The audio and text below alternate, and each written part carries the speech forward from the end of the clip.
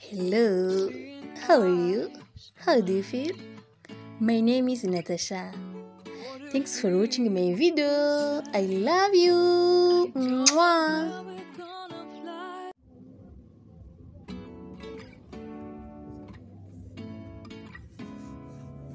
Muraho neza ndabasuhuje kandi mbahaye ikaze mwebwe mwese mubane natwe umunsi ku wundi mwebwe mudukurikirana 5/5 ndabasuhuje kandi ndabibutsa gukora like, share, comment ndetse na subscribe kuri wowe utarayikora numara kuyikora ukande kunzogera kugira ngo igihe cyose dushyize video nshyashya ugitona notification hama video uyirebe mu ba mbere.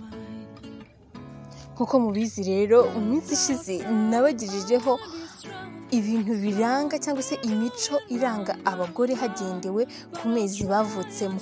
Twarebye abagore bavutse mu kwezi kwa mbere, ukwa kabiri ndetse n'ukwezi kwa gatatu. Kuri uyu munsi rero ngira ngo murabyumva. Uyu munsi rero tugiye kureba noneho imico y'abagore bavutse mu kwezi kwa kane, ukwa gatanu ndetse no kwa gatandatu. Muri abo nanjye ndimo kuko navutse mu kwezi kwa gatandatu. Ntunge kure kandi ntuntenguhe ukomeze ubane nanjye kugira ngo twiyumvire. Nuze gusanga ibyo navuze bihuye n'imico yawe utwandikire muri comment hama tubwire. Abavutse mu kwezi kwa kane, abagore bakunda kuvamo abayobozi bakomeye, bifitemo ubushobozi bwo kwegera umuntu uwo ari we wese ku buryo bworoshye. Rimwe na rimwe bamenya gutera impuhwe. Abenshi muri aba bagore bagira ishyari. Oh my God. Iryo shyari ryabo rimwe na rimwe hari igihe batamenya kurihisha cyangwa se kurihishira. Cyakora nabwo aba bagore bazi gufata neza abagabo babo. Wow. Ku buryo abagabo babashatse bagira ibyishimo byinshi mu rushako. Iyo bakunze umuntu bakamwizera byuzuye barifungura nta mbere. Ngira ngo mwabyumvise abantu bavutse, abagore bavutse mu kwezi kwa kane ngo bagira akantu k'ishyari. Aho kantu ntabwo ari sawa, ngo bagira akantu k'ishyari ariko nanone ngo bazi gukunda. Mbese umugabo washatse umugore wavutse muri uko kwezi kwa kane ngo ahorana ibyishimo, mbese ahora ashima Imana ati warakoze kundemera umufasha unkwereye. Urumva? Ariko nanone nyine ishyari ryabo ngo ntibajye babasha kurihishira. Abagore bavutse mu kwezi kwa gatanu, aba bagore bazi kwiha amahame bagenderaho mu buzima kandi ntibava kwizima ku mirongo ngenderwaho bihaye. Bafite ubwiza bukurura buri wese ubabonye, ariko nabwo bagira udukamere twinshi tugora abagabo babakunze kubera kutava kwizima kwabo. Ngira ngo urimo urabyumva abantu bavutse muri uku kwezi kwa gatanu. Ni abagore bazi kwiha amahame bagenderaho mu buzima, ariko nanone ngo bagira udukamere twinshi umugabo atabasha kwihanganira. Urumva? Nuko abantu bo mu kwa gatanu b'abagore bafite niyo mico yabo.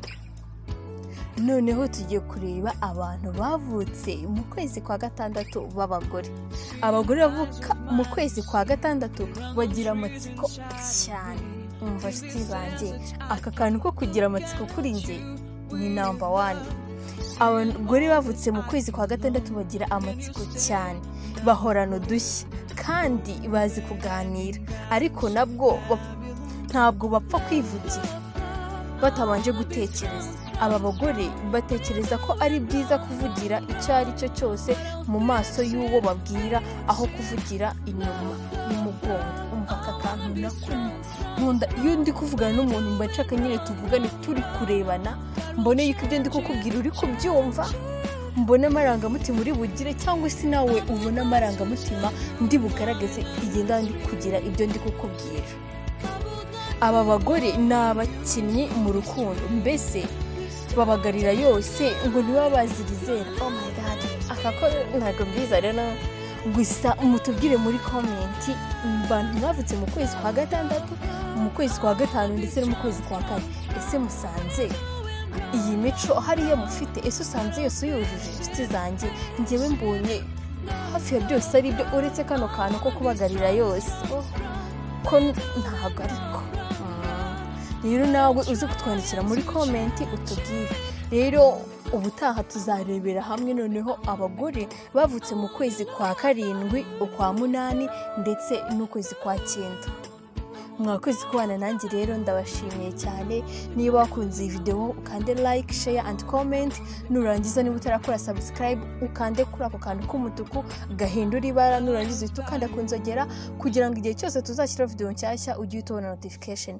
Mwakoze rero, kandi niba hari ibindi mwifuza yuko twazagiye tubagezaho mubitwandikire muri comment. My name is Natasha. Thanks for watching my video. I love you. Mwah.